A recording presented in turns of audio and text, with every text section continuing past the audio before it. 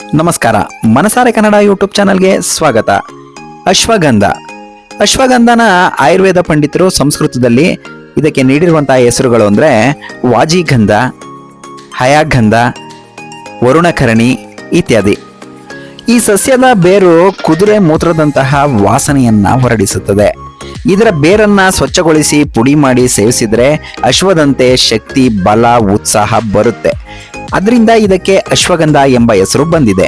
ಇಂಗ್ಲಿಷ್ನಲ್ಲಿ ಇದಕ್ಕೆ ಮಿಂಟರ್ ಚೆರ್ರಿ ಅಂತ ಕರೀತಾರೆ.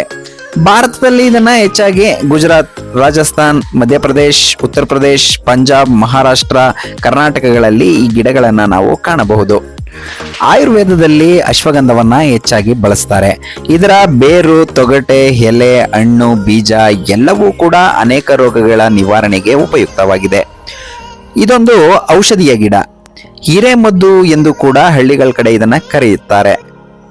ನರ ಸಂಬಂಧಿ ಕಾಯಿಲೆಗಳು, ಕಫ, ವಾತ ಸಂಬಂಧಿ ದೋಷಗಳು ಇತ್ಯಾದಿಗಳಿಗೆ ಇದು ಉಪಯುಕ್ತವಾಗಿದೆ. ಈ ಗಿಡದ ಬೇರಿಗೆ ಲೈಂಗಿಕ ದೌರ್ಬಲ್ಯವನ್ನ ನಿವಾರಿಸುವಂತಹ ಅದ್ಭುತ ಸಾಮರ್ಥ್ಯವಿದೆ. ಹಾಗೂ ಹಾವು, ಚೇಳು ಕಚ್ಚಿದಾಗ ಇದರ ಬೇರನ್ನ ನಿಂಬೆ ರಸದಿಂದ ಹಚ್ಚುತ್ತಾರೆ. ಸರ್ವರೋಗಕ್ಕೂ ಹಿರೇಮದ್ದು ಒಳಿತು ಎಂದು ಹೇಳ್ತಾರೆ. ರಕ್ತ ಶುದ್ಧಿ, ನಿಶಕ್ತಿಯನ್ನ ಹೋಗಲಾಡಿಸುತ್ತೆ, ಮಕ್ಕಳುಗಳಿಗೆ ಪೌಷ್ಟಿಕಾಂಶವನ್ನ ನೀಡುತ್ತೆ, ಹಾಗೂ ಚಿತ್ತ ಚಂಚಲತೆ, ಗಾಬರಿ ಇತ್ಯಾದಿಗಳಿಗೂ ಕೂಡ ಅಶ್ವಗಂಧ ರಾಮಬಾಣವಾಗಿದೆ.